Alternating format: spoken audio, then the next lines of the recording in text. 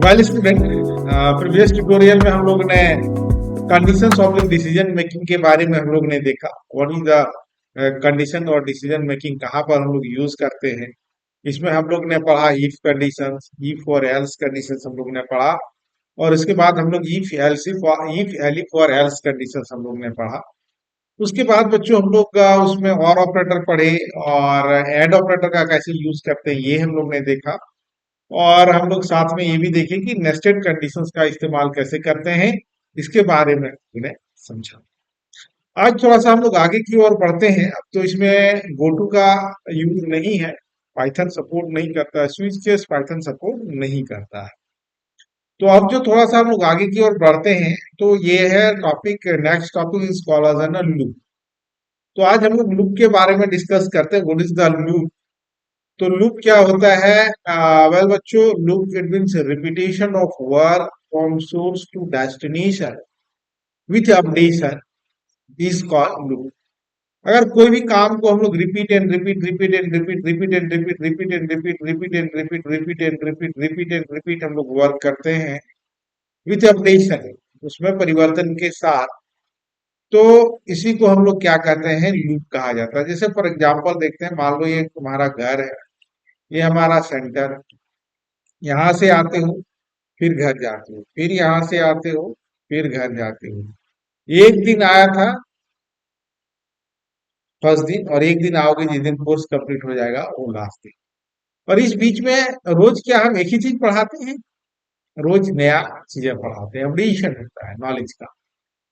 तो जब भी हम लोग लूप का यूज करते हैं तो कुछ बढ़ता है और कुछ घटता है। तो क्या बढ़ रहा है? नॉलेज। क्या घट रहा है? सिलेबस घट रहा है, अपडेशन। अपडेशन का मतलब क्या होता है? या तो बढ़ना या तो घटना। तो या तो कुछ चीजें घटती है या कुछ चीजें बढ़ती है। तो यहाँ पर हम लोग एक सर्टेन पोजीशन से लेकर एक सर्टेन पोजीशन तक जो काम करते हैं, इसको हम लोग क्या कहते हैं? हम लोग लूप के नाम से हम लोग जानते हैं। Python support only entry control loop. Python जो है वो एंट्री कंट्रोल लूप को सपोर्ट करता है, ये एग्जिट कंट्रोल लूप को सपोर्ट नहीं करता है। तो अब चलो हम लोग देखते हैं एंट्री कंट्रोल लूप क्या होता है। एंट्री कंट्रोल लूप हम लोग किसको कहते हैं? तो बच्चों, एंट्री कंट्रोल लूप हम लोग उस लूप को कहते हैं जो एंट्री टाइम कंडीशंस को चेक करता है। This is called as an entry control loop. यानी जब घुसते समय हम लोग कंडीशंस को चेक करें, उसको हम लोग क्या कहते हैं? एंट्री कंट्रोल लूप कहते हैं। जैसे फॉर एग्जांपल, जब भी हम लोग एग्जाम देने जाते हैं तो हॉल टिकट वहां चेक किया जाता है घुसते समय, या हम लोग एयरपोर्ट में जाते हैं तो उस समय वो चेक किया जाता है कि आपके पास टिकट है कि नहीं, या जो ऑथराइज पर्सन है जिनके नाम पर टिकट बुक है उनका वही आदमी है कि नहीं है, उनका एक आईडी देखा जाता है। तो ये हम लोग यहाँ पर क्या करते हैं? एंट्री करते समय हम लोग इसको चेक करते हैं। तो इसी को हम लोग कहते हैं एंट्री कंट्रोल लूप।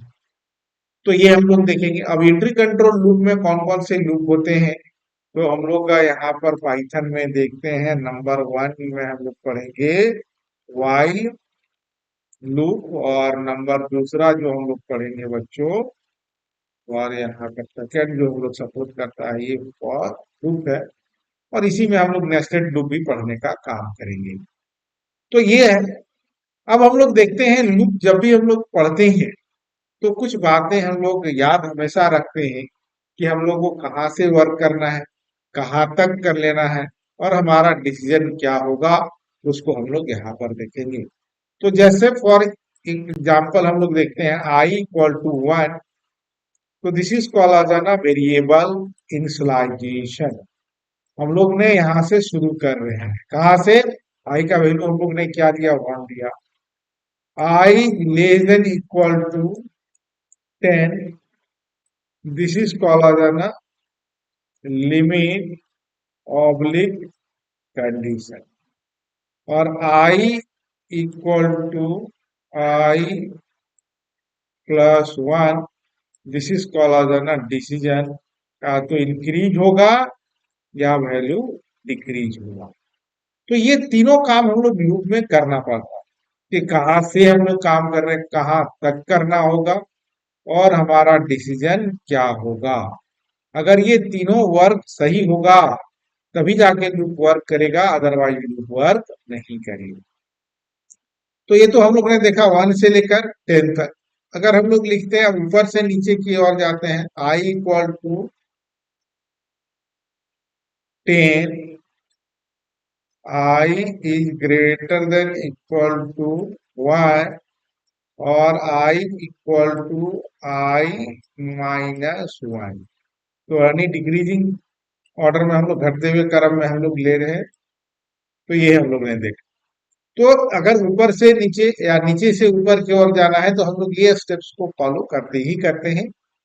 तो अब चलो हम लोग इसको प्रोग्राम के माध्यम से देखते हैं। व्हाइल लूप को हम लोग समझते हैं कि ये काम कैसे करता है, इसको हम लोग देखते हैं।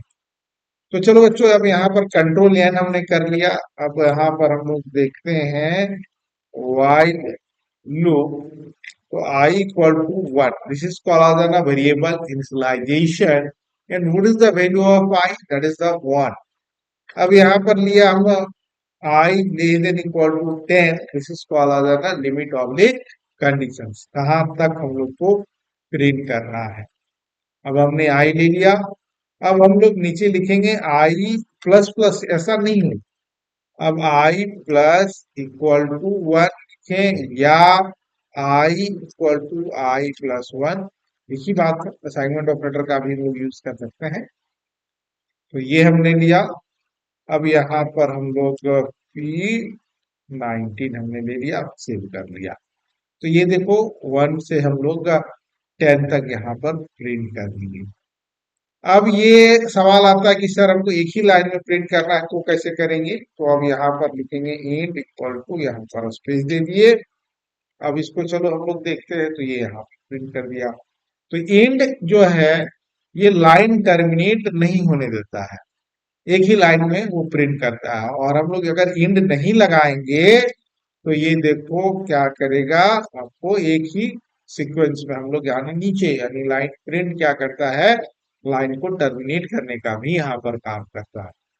तो इस तरह हम लोग ने देखा, व्हाइल लूप को समझा, लूप के इंट्रोडक्शन के बारे में हम लोग जाना। और भी बच्चों डाउट होगा तो कमेंट करना हमारे वीडियो में, ताकि हम देखेंगे, जरूर रिप्लाई हम करेंगे।